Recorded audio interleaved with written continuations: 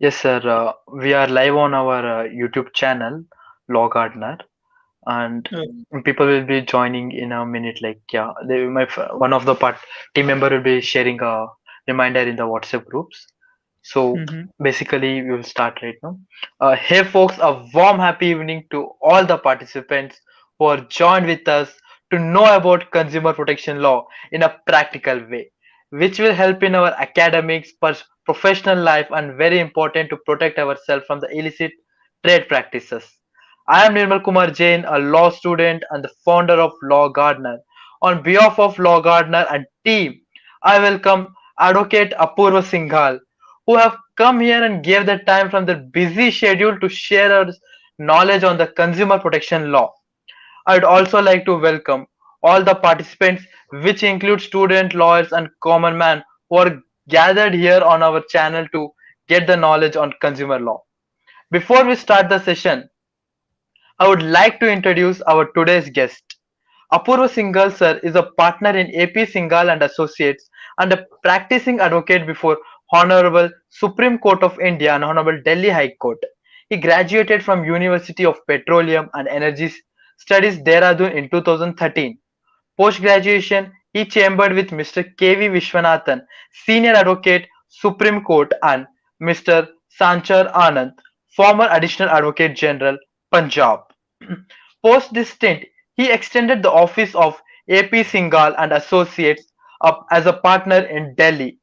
His area of specialization includes civil law, commercial contracts, data protection, and cyber theft, land acquisition, arbitration, indirect tax, and constitution.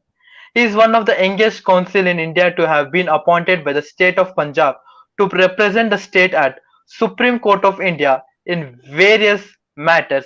We are happy to have you, sir, on our this channel, and thank you for accepting our invitation, sir. Thank you so much, Nirmal. That was quite an introduction. Thank you so much. And a very good evening to everybody.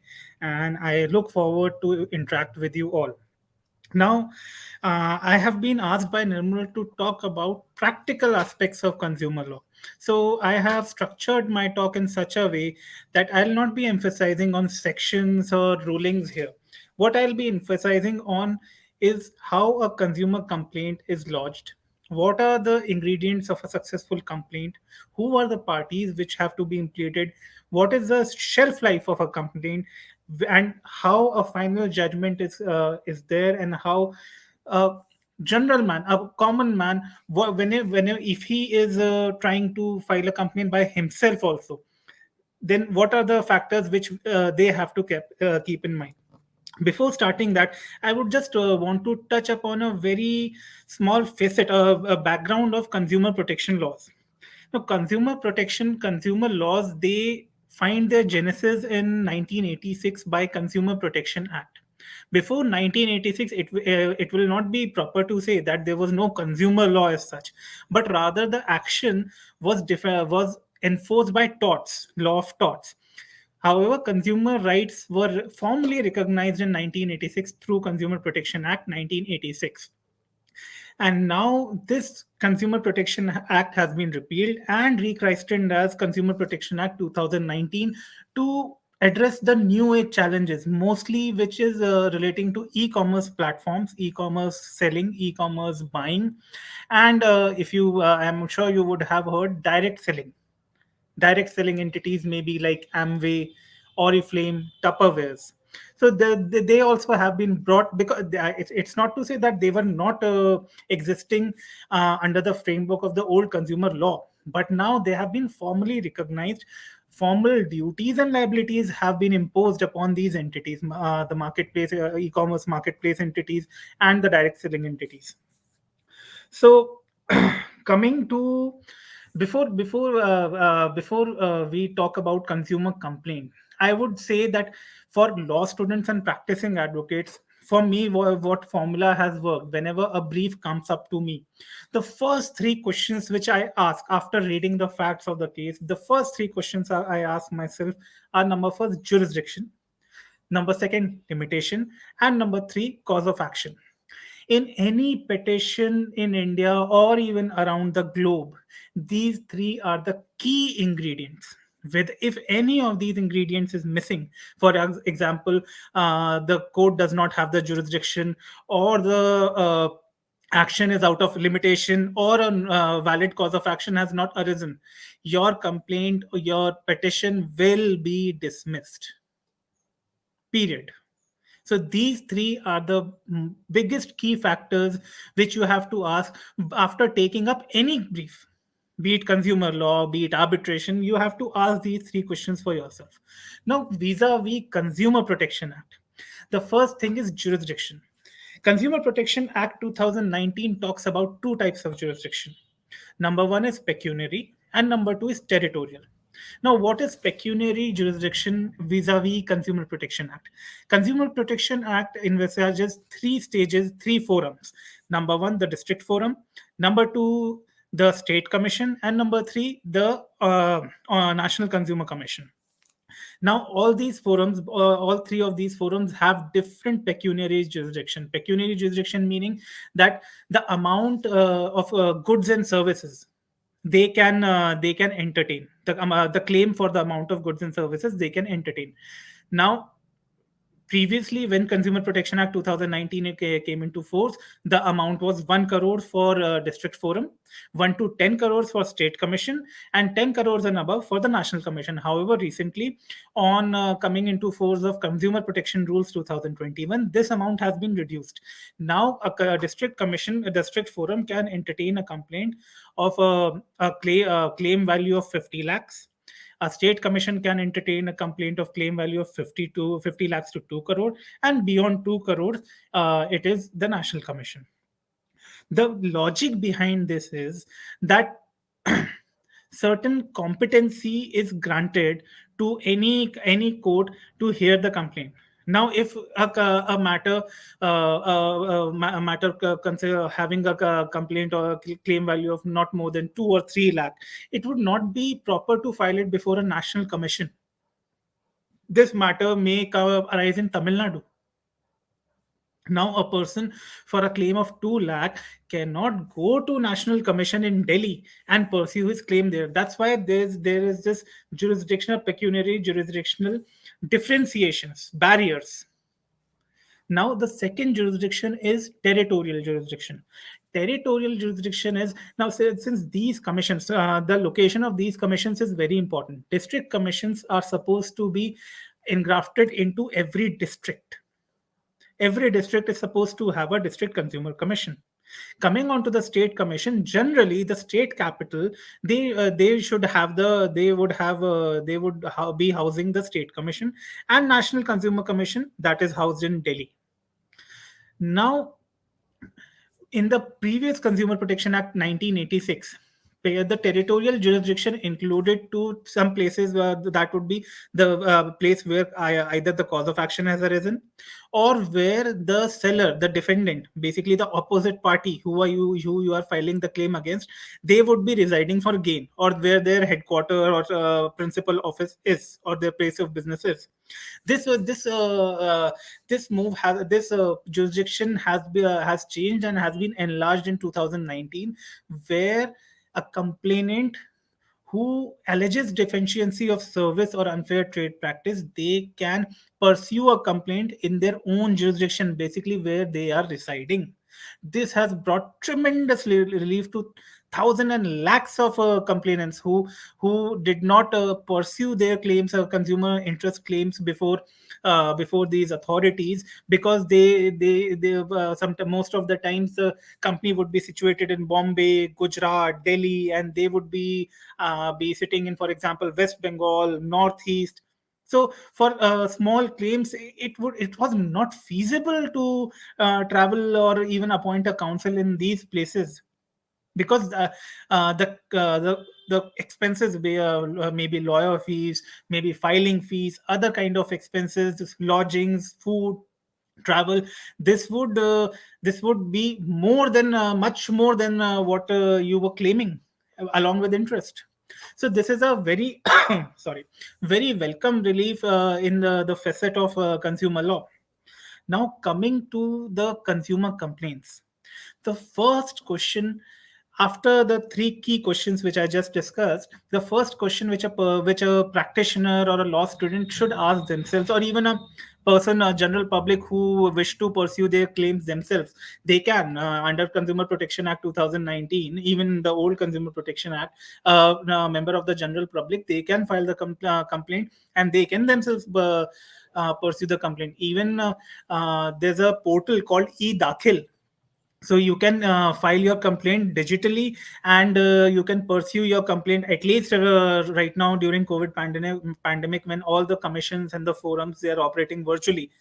Any person, for example, sitting in Tamil Nadu, he has a complaint in national commission or a appeal pending there, he can sit there and argue his case. Virtual hearings are a boon for far flung litigants. But I digress.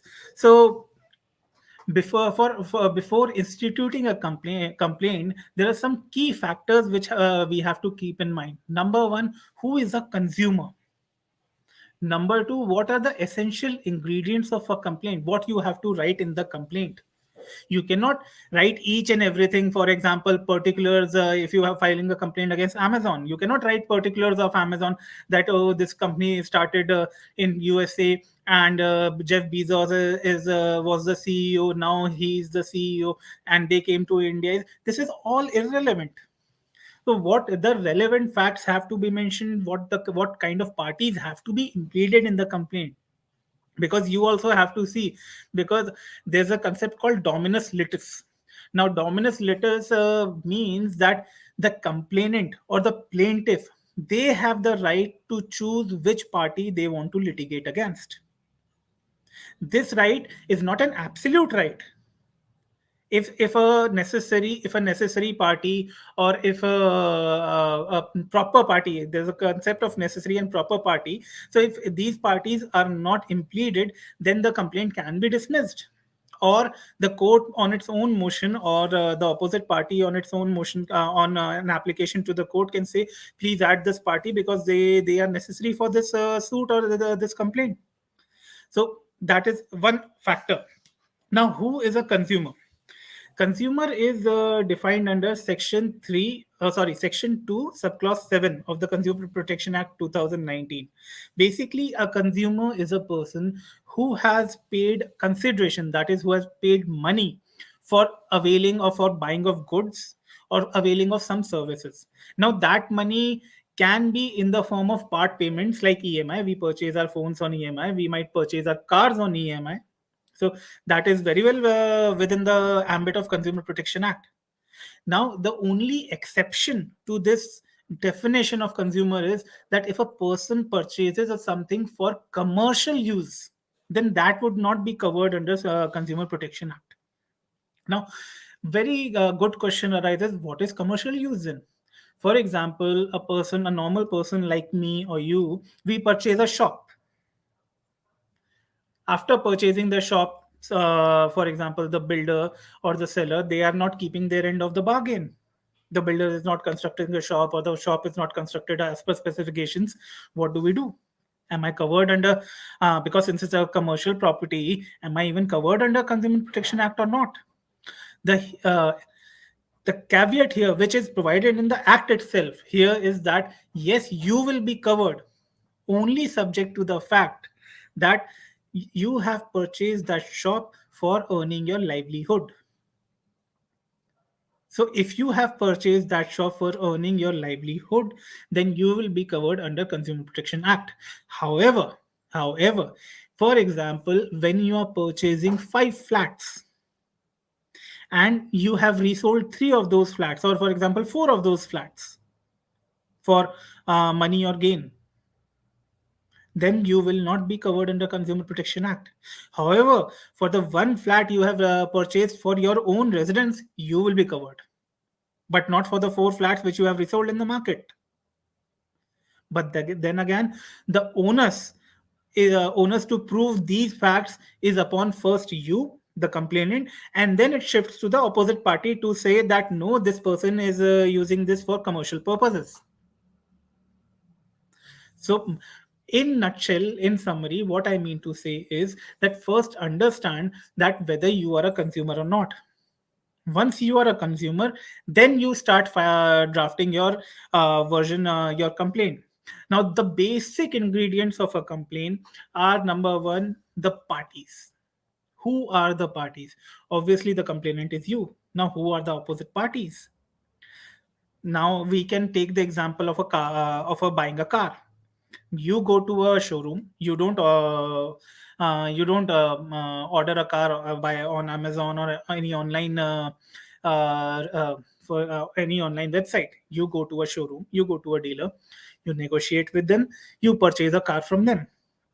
Now the car is you drive the car for around for 1 year 2 year, and you bring the car for regular servicing to the showroom, or you bring your car to regular servicing for any authorized service center. Now after 2 years, the car is developing problems. You bring the car to the dealer or the authorized service center and say that, see, this is suffering problems, and I was covered under warranty for 5 years. Now what? And they refuse service. They say, no, we'll be charging you for this. What do you do? Who do you make a party? Only the service provider, or the dealer, or the manufacturer? Because if you make even all three party, that does not mean that they are necessary or proper parties. So this depends on the facts of the case. That if the defect is such that you believe that defect to be so intrinsic, so fundamental, that it does not go away, you definitely would want to make the manufacturer a party. Why? Because he can properly assess the court regarding the said defect, or regarding curing of the said defect. In case service is not being provided, car is fine, but service is not being provided, or warranty terms are not being honored, then yes, product service provider will be at fault. In case the dealer, you take the car from the dealer, after some time you understand that what the dealer represented to you, for example, he said that the AC will cool your cabin within 5 minutes, and here I have written this in the brochure, but the cabin is not being cooled in 15 minutes.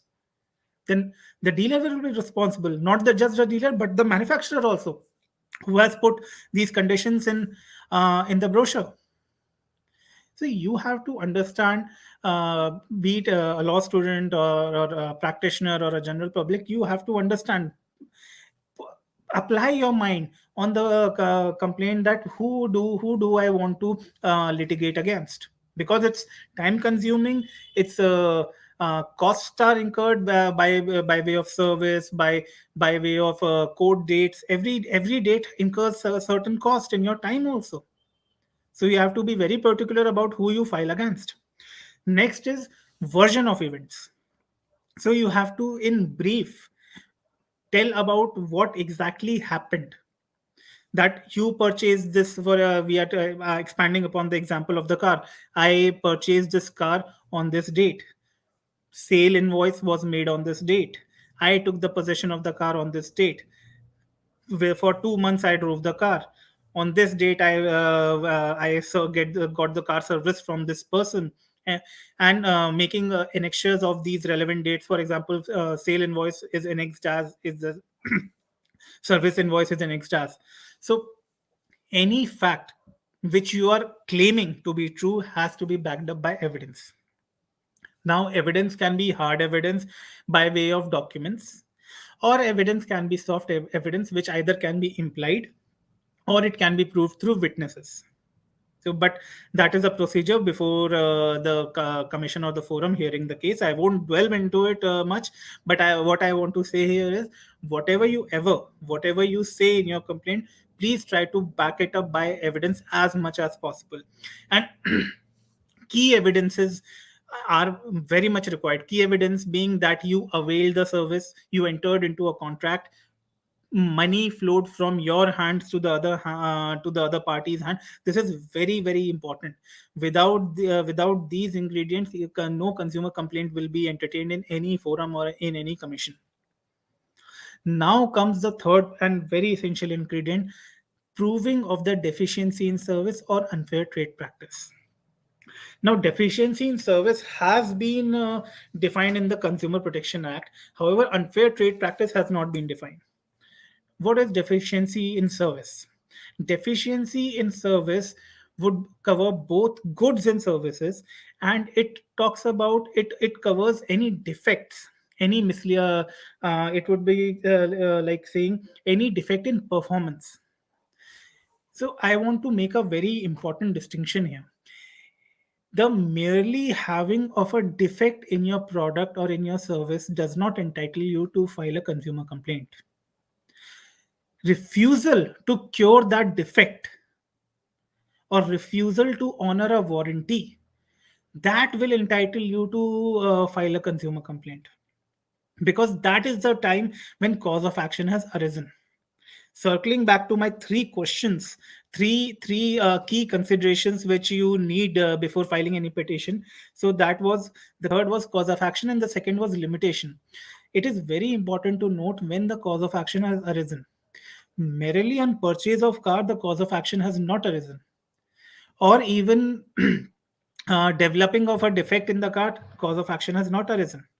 Cause of action has arisen when you went there to get the defect cured, and either the dealer or the service provider, they have refused to cure the defect, or they have refused to honor the warranty, or in a case where they have falsely misrepresented and you discovered that misrepresentation at a later date. You have to ever that I discovered this misrepresentation at this time. Why cause of action is important? Because limitation is decided by cause of action. Limitation under Consumer Protection Act is of 2 years from the date of cause of action of has arisen. So the earliest date is always counted for limitation. For example, the cause of action has arisen and you have sent a legal notice to that person, and you keep sending them legal notices, and after 4 years from the date of first cause of action, you say, I sent a legal notice 3 months back, but now I'm filing the consumer complaint. No, your consumer complaint will be barred by law. It can be condoned by moving an application for delay and explaining the reasons for your delay, but then that's a separate procedure. But for the time being, your consumer complaint is barred by law, because the first thing, the date when the first cause of action has arisen, it will be the date which will be counted for limitation. Like, now coming back to deficiency in service and unfair trade practice. So deficiency in service is deficiency in performance of a service. And coming to unfair trade practice may mean unfair, misleading advertisements, misleading promises made to you, uh, or you can say, uh, which is also mentioned in the act, that second-hand goods, they have been repackaged as first-hand goods, and said that this is a mint new condition. Please take them. These are new, backed by warranty, or refusal to honor the warranty, or even to providing incorrect warranty. This is all unfair trade practices. So, proper averments which prove the chain of events which prove the deficiency in service and the unfair trade practice, they have to find place in the complaint. See, courts do not go by oral evidence alone. What is written is the thing which by which the courts may go. You can definitely expand in your arguments what you have written, but you cannot bring up something new which is not written. For example, you make a new point regarding a product, regarding a question of fact, basically, that see, I also went for service on this date, they refused that service, but this fact may be a very important fact, but you did not put it in the complaint. This fact will be disregarded. It will be disregarded because it was not written. And the rationale behind this is that opposite party cannot be taken by surprise in the final arguments, and which is a part of principles of natural justice. I'm sure the law students and law practitioners would appreciate that how important principles of natural justice, their adherence to them is important in our judicial system. So if principles of natural justice are not followed, your consumer complaint would be in trouble. Therefore, the key considerations, summarizing the key considerations here, that you have to first apply your mind on who to make a party.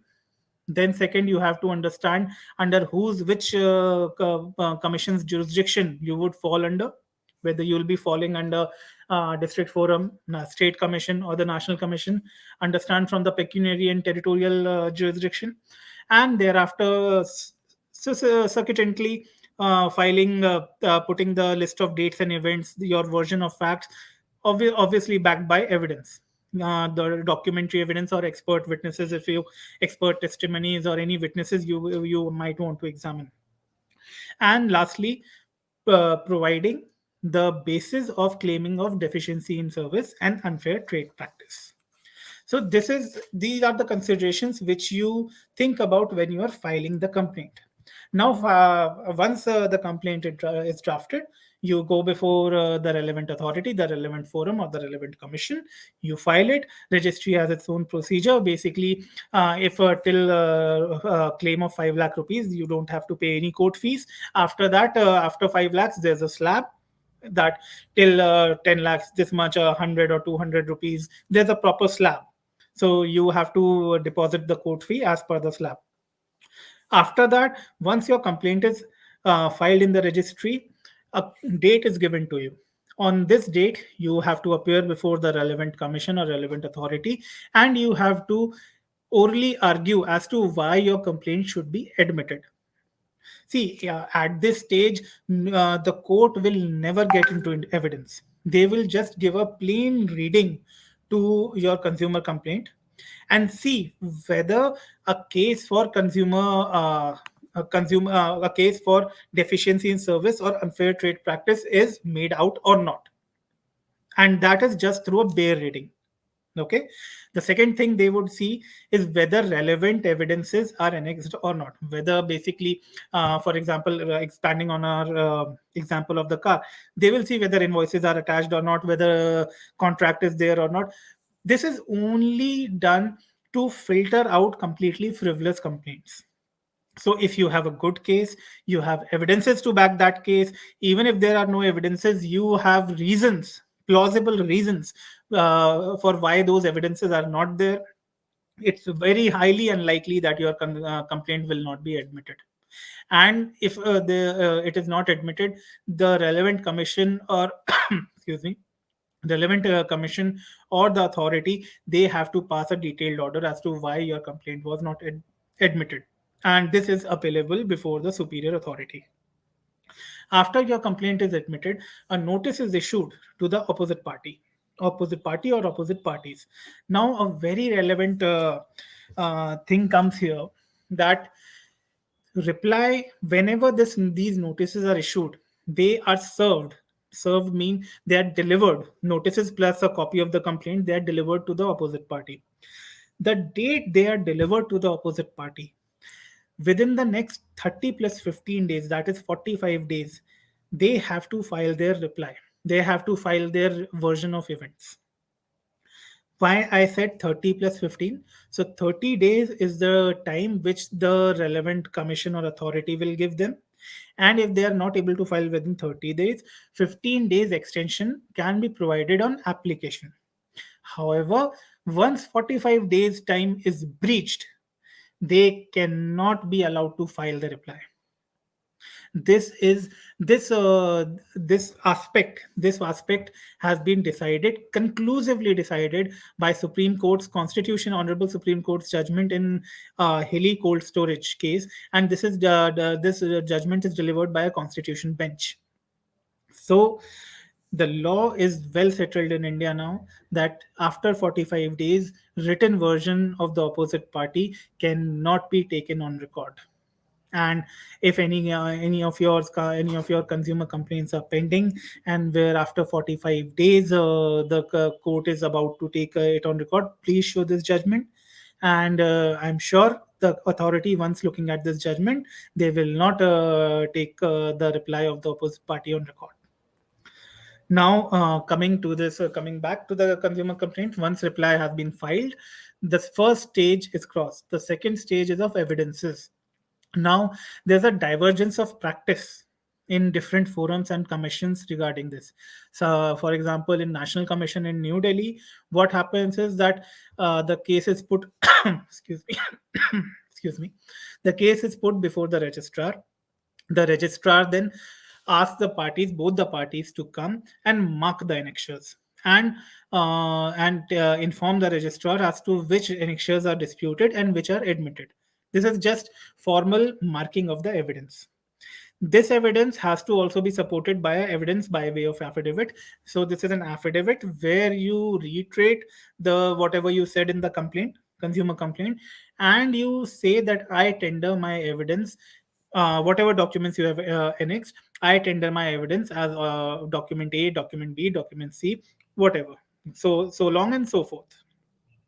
Now, once this is done, then the stage is set for a final hearing. In the final hearing, this is a detailed hearing by the court where both the parties make their stand. That the complainant says that there's a deficiency of service, opposite party says, no, sir, there's no deficiency of service, and please dismiss the complaint. Now, Consumer Protection Act 2019, they have introduced a very important mechanism in this, that is consumer mediation cells. Now, what has happened that at any stage of the litigation, if the commission or the district forum feels that this case can be settled by mediation, they can, on the consent of the parties, they can refer the case to a consumer mediation cell. Every district, every state commission, and the national commission under the act, they are now required to constitute a mediation cell where trained mediators shall sit, and where either both the complainant and the opposite party will sit with the mediator and try to hash out their differences. And this is purely a voluntary process. That means that unless if you do not give your consent, then you cannot be forced into mediation. However, once you have given your consent and your mediation works out, there's a settlement which is drafted by the mediator. At that point, that settlement is final. That settlement is not appealable at all. Okay. Now, once final arguments are done and a judgment is delivered, for example, the complainant succeeds and he has been given a certain amount of compensation with interest. Now what? Two scenarios arise. Either the opposite party pays, either they do not. In case opposite parties pays, well enough, matter closed. If they do not pay, what then? Then the consumer has the option to go before the commission or whoever they were pursuing the complaint against, to go before that forum and file an execution petition. What is an execution petition? Basically, they are asking the court to execute or to enforce the judgment or the decree passed by the said court. Once they file the execution petition, the court will direct the police authorities or the tehsil authorities to go and recover the said compensation from the erring party or for the opposite party. And mind you, consumer commissions have a lot of power because they are civil courts in their own right. The powers of civil court have been invested in the consumer commissions, and they even have the very limited power to act as judicial magistrates, that when their orders are flagrantly violated, then they even can send that erring party to jail. So these are the kind of powers these commissions are invested with, and they have done a brilliant job in getting in advocating consumer rights and getting reliefs to thousands and lakhs of consumers. I know the question arises that we see a lot of pendency. I agree with that. There's a lot of pendency. However, that does not detract from the fact that they have done some tremendous work in protection of consumer rights. And I'm saying that because pre 1986, the courts were clogged. Courts like district courts and high courts, they were clogged with these kind of litigations. Consumer forums and consumer commissions, they are expert authorities. and their judgments are generally respected. Now, there are some commonly asked questions regarding consumer law which I face from my clients. Some of them I would wish to share here.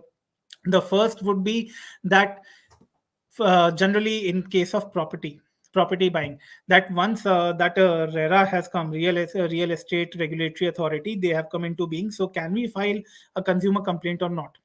So my answer to this is yes. You can file this. Powers of consumer commissions are coextensive with that of the powers of RERA. This has been conclusively held by Supreme Court in Imperia structures. What the Supreme Court has said that you have the independence to either go before RERA or before Consumer Court, completely up to you. The second question is that generally contracts of service or contracts of goods like cars or where high value goods, they contain an arbitration clause. So my clients have asked that the other parties have invoked the arbitration clause. Can we file a consumer complaint or not? In this case, yes, you can still file a complaint, and you can refuse to appear before the arbitrator, because again the power is coextensive, and this has been decided by the Supreme Court in the case of MRMGF versus Aftab Alam. Here the court said that the consumer cannot be forced to waive his right under Protection Act, and you cannot take away his right. However, if you are not covered under Consumer Protection Act, then yes, you would have to appear before the arbitrator. Now, coming on to some new features, new facets of Consumer Protection Act 2019. One thing I would want to touch upon is e-commerce rules. In Consumer Protection Act 2008, Consumer Protection Act 1986, e-commerce was not formally covered, but now e-commerce is formally covered. E-commerce contains marketplace entities. This can be marketplace entities like Amazon, where different sellers and buyers congregate, or they can be inventory-based entities who keep a stock, like Mintra. They keep a stock and they directly sell it from their warehouses, and Mintra is the direct seller here. Now, certain obligations and duties have been put upon these entities now, that to protect consumer rights. Before the I would not say that they were not regulated, but the area was very nebulous. Even the consumer commissions and consumer authorities, even the general public, we did not have even practicing advocates like ourselves, we did not have clarity that in certain cases, if for example e-commerce player has done something, for example if they have refused to return an item, or if they have levied cancellation charges, what do we do? Are they within law, or are they not? If you remember a case, um, it has been highlighted in news recently. This is not related to e-commerce rules, but charging for a bag, charging for a paper bag. Businesses, what they used to do is that they would charge for a paper bag. Their business advertisements would be there on the bag. The National Consumer Commission said nothing doing. If you are putting your advertisements on the bag, you cannot charge them. If it's a plain bag, you may charge them, but you have to conspicuously put the sign there that bags are chargeable at the rate of this much rupees. So consumer authorities are very proactive in this regard. Now, coming back to the e-commerce rules, there are some duties which I would want to touch upon. The first duty is the prohibition of unfair trade practice. And what can be unfair trade practice vis-a-vis e-commerce entities? That the first would be manipulating price. Now where we see many kind of sales, Grand Republic sale, Big Billion Days sale, where before 2 years, if you remember, there would be deep discounts, huge discounts. So now those kind of discounts and those kind of sales have been, not, I would not say banned, but they are more regulated now. Regulated in the sense that you cannot have these kind of predatory pricing. I am saying this predatory. We as consumers sometimes tend to think that we are getting the product at such a cheap price. This is in the benefit of consumers only. But then again, studies and examples from all around the world have shown that yes, for 4 5 years, for the short term, this is very good. You're getting products at very cheap prices. However, once competition is driven out of the market, that local giant who has given this predatory pricing, they will hike their prices tenfold, and you will be out of options. You would have to purchase those goods from competition. Only that giant is the one having those goods or services.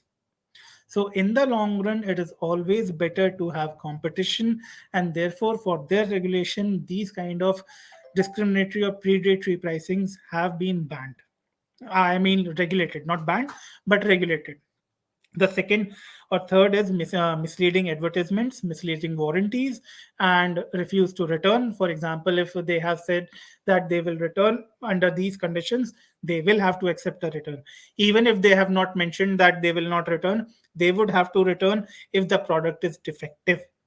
Obviously, some things like which once opened cannot be returned, like personal hygiene wares and all, that is something else. But for example, if it's an electronic item and they say that we will not return it, that does not matter. What they say or not is does not matter. If it is defective, if you have evidence, proper evidence that this was defective, please approach the proper forum. You will be given relief. Then very important development is that these entities, e-commerce entities, and the sellers upon these entities, they have to appoint a grievance officer. What is the duty of that grievance officer? The grievance officer shall here not here basically, you can make a complaint to the grievance officer that that see that return was refused, or whatever your grievance is, and that grievance officer has to dispose of your complaint within a period of 1 month. If they are not able to do so, and when you approach the proper authority, this would be viewed adversely against the e-commerce player and favorably in your favor. Coming to the last thing, that affirmative consent. Now this is a topic I want to touch upon, that for before the coming in force of these rules, what used to happen was that generally websites used to package as a full package. They used to offer deals. For example, I want to just buy a set of well, let's just say I want to buy a compass, but the website said no. If you want to buy a compass, you also have to buy a ruler, you also have to buy a pencil, because this is a package deal. Now this has been banned. If I want to buy a compass, whatever the price of the compass, I can only buy the compass.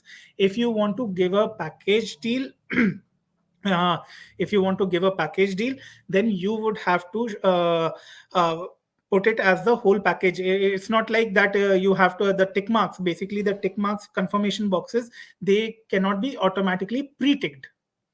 It is the consent of the user. They have to themselves navigate to that box and tick it. It cannot be pre-ticked without their consent.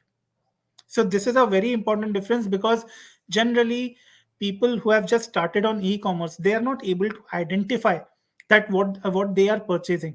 And only once the goods have arrived, they have accepted, that they realize that no, this is not what what we ordered.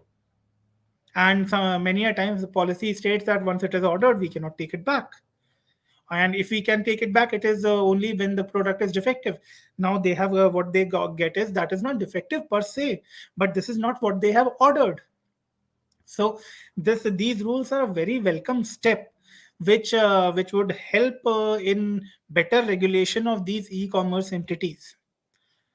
So I conclude my talk here, and if please, I would be happy to answer any kind of questions which you may have.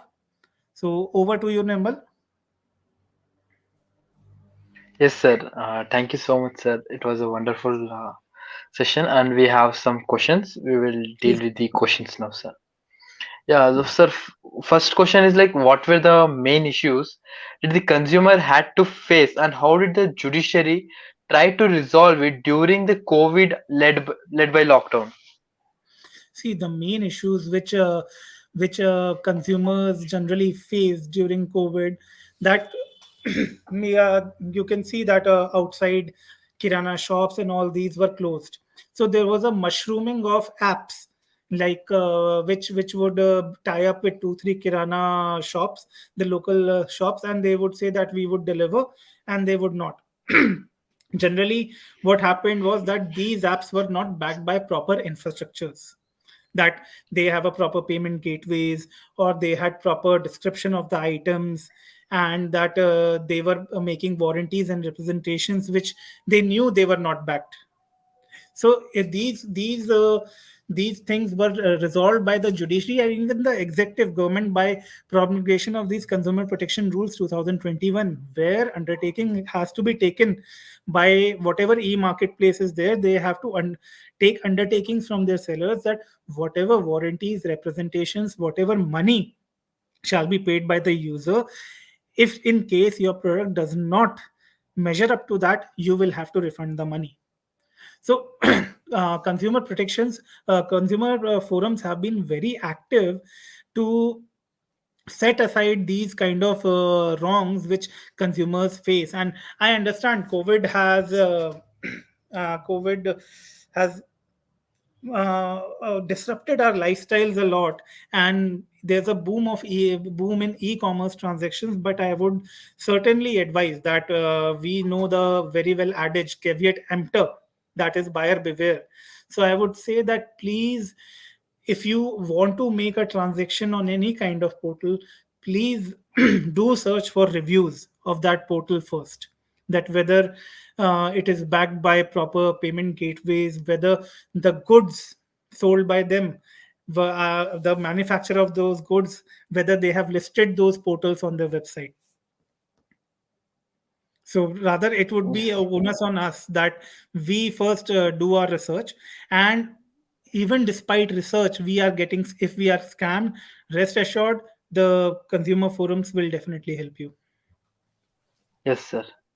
So basically, we have to take the precautionary measure before we do Yes. any such transactions. First, yes, first onus will be upon us that do our diligent research, and after diligent research, still we are getting scammed. Don't worry, you will be getting relief from the consumer forums. Yes, sir. We move to the next question, sir. It is related to the COVID only. Like, if the vaccines, like, as the vaccines have came, and if they are directly available in the market, which Mm. it will be a good or bad to the consumers or normal customers like this. It will be very good, because but see, vaccines are a schedule H drug. Without prescription, they cannot be administered to anybody. But however, having the vaccines on them in the market with the medical shops, this would be a very welcome move rather than only hospitals having it. I would say that say this because medical shops are definitely more numerous than hospitals, and it is very important to encourage competition in the market. Now, if for example, in a city only two hospitals have a certain kind of vaccine, they can definitely jack up their prices, and they can cheat the general public. Although complaint can be made, but that is only made after a lot of people have been scammed. But when those hospital or anybody knows that this vaccine is available with all medical stores, or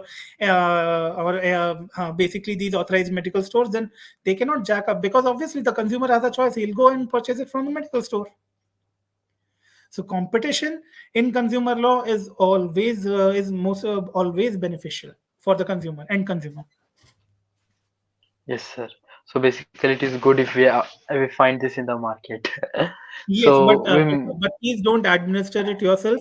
Please take a prescription yeah, from the doctor, because otherwise, yes, if there's an adverse effect, you will not be given relief. Because if you go and say that there was medical negligence, or vaccine manufacturer is wrong or something, no, nothing doing.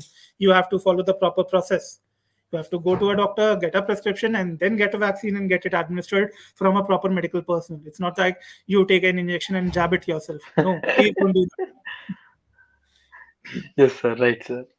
that. So, sir, next question is that nowadays people are offering services and products to the social media channels and social media Hmm. pages that doesn't have any proper base. So, what are the precautions should a consumer take care and we're dealing with them, sir. Very good. This is directly covered under e-commerce rules. If someone is selling any kind of product, they impliedly undertake whatever warranties, representation. For example, on Instagram, somebody is selling shoes, and that may be custom-made shoes, and they make certain representations that these shoes do this, these shoes do that. So they will be covered under Consumer Protection Act in the sense that if those representation and warranties do not fructify, for example, they say that this is a waterproof shoe. I take out that shoe and go running in the rain, and the shoe is spoiled. I can definitely take those person to to this to consumer forums because they are directly covered under under the under the e-commerce rules and Consumer Protection Act 2019. Even if specifically they said we do not we do disclaim all liabilities regarding this product, by saying them does not make them not liable. Yes, sir. So, sir, my next question is, sir, like, as recently the pecuniary jurisdiction of all the consumer forums, like, have been amended for the speedy disposal of the cases in the district commission. Hmm. So, in your opinion, how are these amendments will help the consumer and other things, sir? See, what happened is if you see generally a generality of consumer litigations, most consumer litigations fall within the ballpark of less than 1 crore. Now, previously, the jurisdiction was 1 crore till district forum, 1 to 10 crores till with state commission, and 10 crores above with the national commission. But due to majority of complaints being under 1 crore, see, in India, most of the people or the public, if they are, for example, buying a property, because the property litigation is one of the main litigations before a consumer forum, and that too after coming of the RERA still. So even property litigations, it's generally less than 1 crore. So what happened was that district forums were getting choked. If you visit a district forum, you will see that they don't have an infrastructure like a state commission or a national commission. National commission at this time has 5 benches. 5 benches supported by a registrar court, supported by a well-staffed registry. However, the maximum benches which a district forum in Delhi would have would be 2. Now, if 1,000 cases are filed every day, every 3 days, 5 days before a district forum, they cannot cope with that load. Therefore, it was decided to reduce to ease the workload from 1 crore to 50 lakh. So that now state commission and and the consumer for district consumer forums, they can share the load. Yes, sir. Sir, my next question is like it benefit to all the people. Like tips for the consumer to file the complaint without any help of an advocate. Though we are advocate, like yeah, without the No, advocate, how can a consumer go? this no, no, it can go. It can definitely go, and that's Yeah. why I touched upon. I went into great detail as to how consumer, what you have to write in the consumer petition, what you don't have to write in the consumer petition, and how what is the life of a consumer petition. And I would say that if you write the basic versions, what I have just said, please be rest assured. If you go into the registry, generally people are helpful, and even if not, all these consumer forums and consumer commissions, they have got what they say is consumer advocacy groups. Now these consumer advocacy groups, they provide free legal support. So please do not hesitate to contact them because they are there to provide free legal support, and Yes, sir. you know about your case much better than any advocate.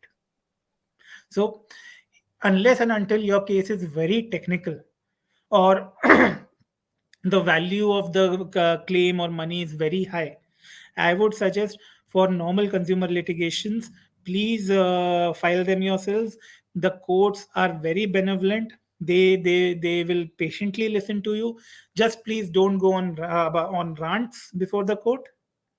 Just just stick to the facts of the complaint, and and prove, basically prove as to how deficiency of service or unfair trade practices occurred, and the courts will certainly grant you relief. They are there for that purpose only.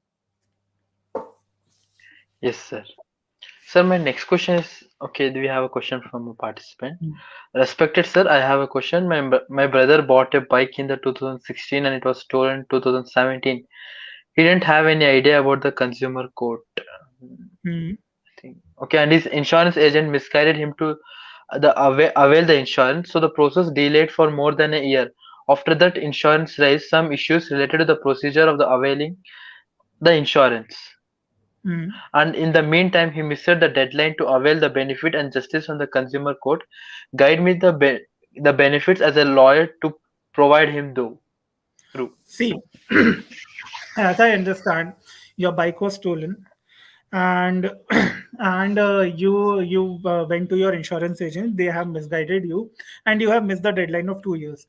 I would say that if you have some documentary evidence, even some documentary evidence in the form of emails or communication with the whoever the agent is, you can definitely file a consumer complaint, file an application for condonation of delay, and bring out those communication documents saying that I was misguided, and this is the docket, and this is my claim. I'm sure if you have a genuine case, you will get a relief in that. But please do document whatever happens. You are in communication with the insurance company or anything. Do document each and everything, each and every message, each and every letter, or each and every communication of the insurance with yourself. So to answer the question of Mr. Vishwajit, yes, missing the deadline does not mean automatically that you are debarred from relief. You can definitely file the consumer complaint even at this time.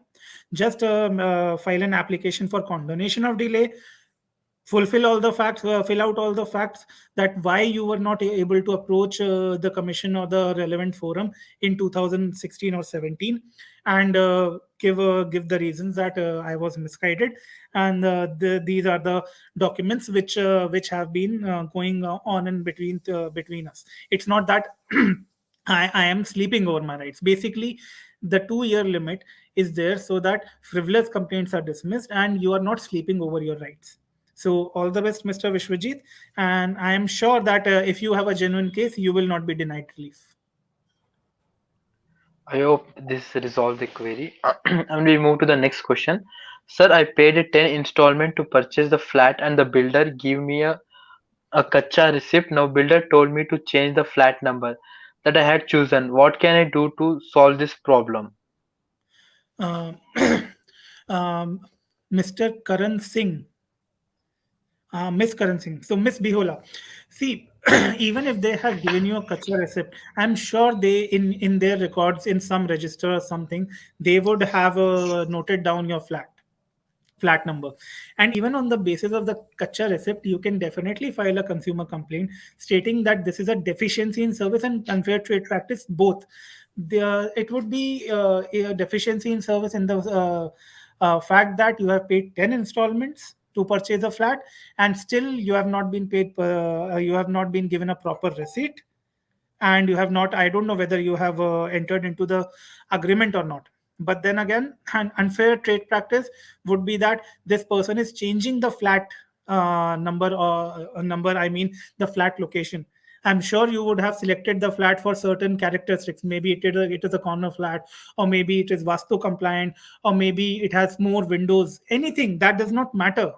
What matters is there's a deficiency service. That person has not given you a proper receipt, and this receipt has to be provided under law. So you have a very very good case. Please do not delay. File a consumer case. Ask him to give you proper receipts, and inform the court that this person is trying to change my flat number. You will definitely get relief. Yes, sir. So, okay, next question. A is the tenant of B. A asks B to clean, repair, and maintain the building.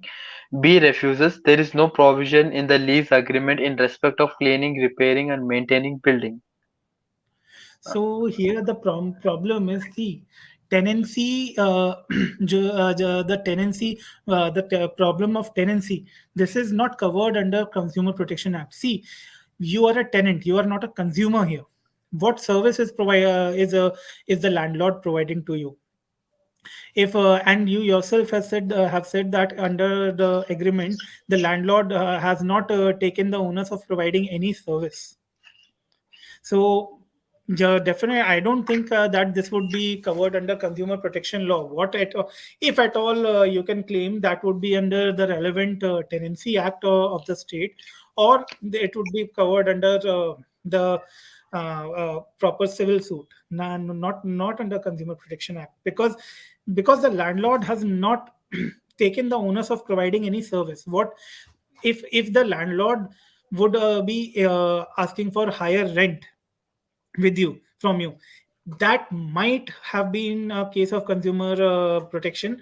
However, when a service has not been promised, service has not been said that I will be provided, you cannot automatically say that this service was the obligation of the landlord.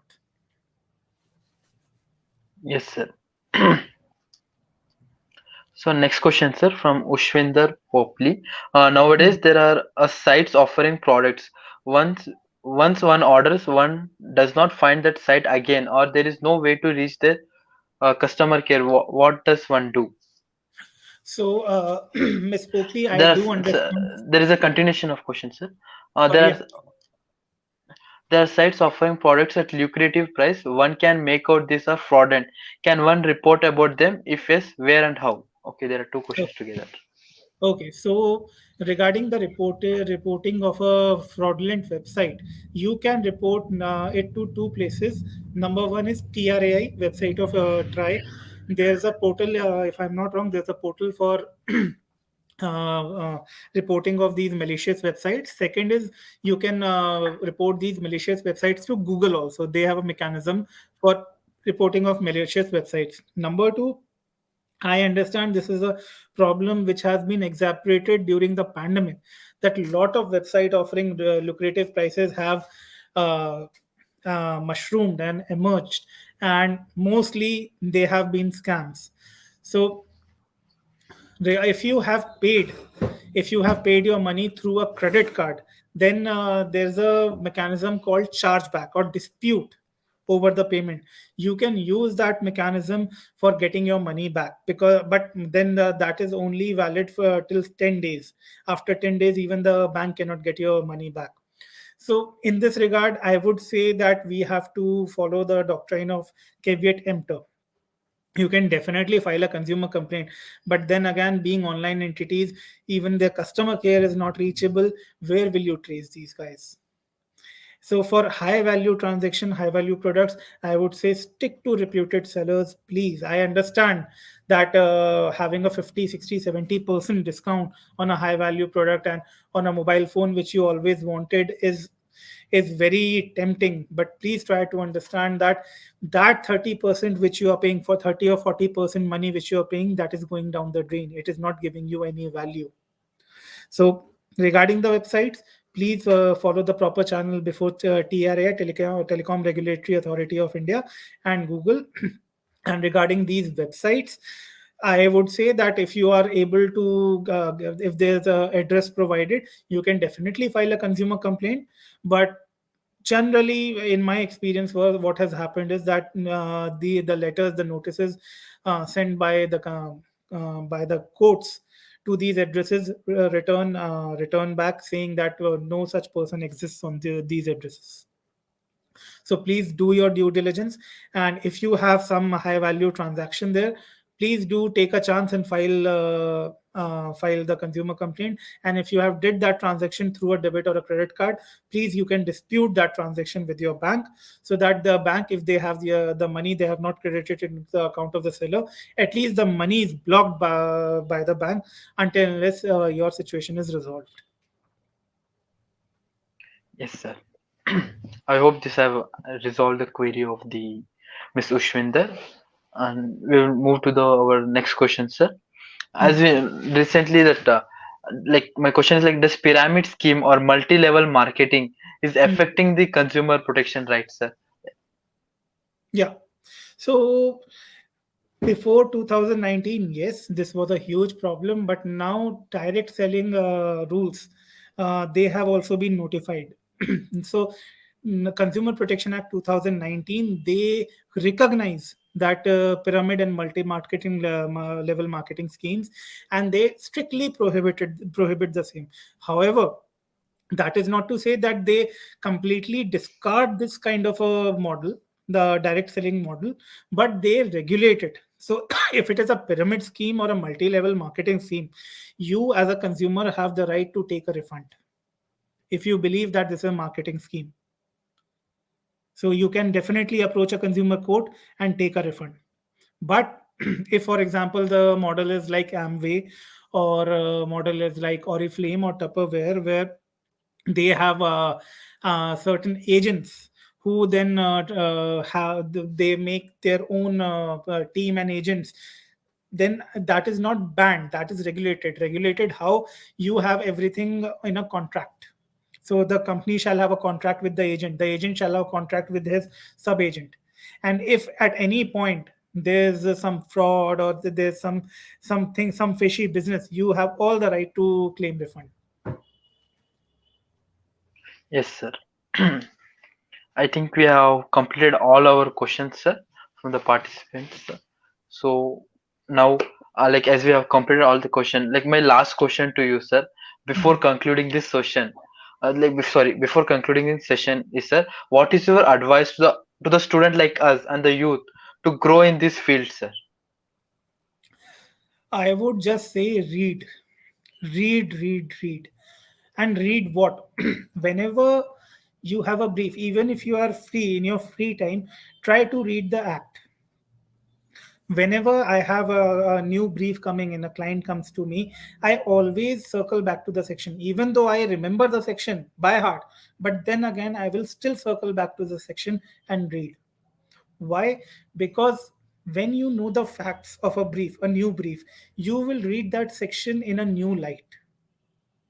So it is very important to rereading. In our profession, it is very important to read and reread. That's why we call it research. Research is researching of something. So first is read. Second, the three considerations which I talked about. Right now, I am again. This is the if you can you see it, Courtroom Genius. This is the Yes, sir. fifth Yes, time. sir. This is the fifth time I'll be reading this book. Why I circle back to these books? Because they give insights into legal luminaries' life, their work ethic, their work styles.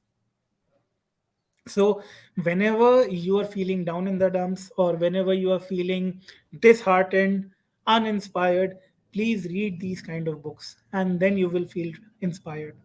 And for law students who are just graduating and who are facing so much uncertainty, I understand.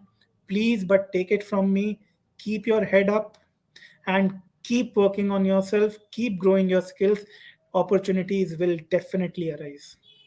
Don't don't be disheartened ever. There will be nothing gained by getting disheartened. I know it is easy to say, and yes, I was in your shoes 10 years back, that there was so much uncertainty, but things do come, opportunities do come. But at the time when the opportunities come, please don't find yourself lacking. Please read, reread, upgrade your skills, and try to find your niche areas. Try to find your niche areas. That can be consumer protection, that can be fintech, data privacy. Find your niche areas, something which you love, and growing in that by studying international trends, studying Indian judgments, so that whenever that opportunity arises, or whenever you are able to see that kind of a market trend, you are able to capitalize on that. So all the very best. Thank you, Team Law Gardener, for providing me with this platform to interact with everyone. And the questions were certainly enlightening and insightful. Thank you so much, sir. I think okay. I think there was a question. One more.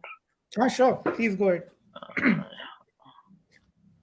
The Vishwajit Singh is asking, though I have a doubt that having no knowledge of law to complain in the consumer court resulted in expiration of limitation period, is still complaint can go to CC consumer court, I think. Yes, you can.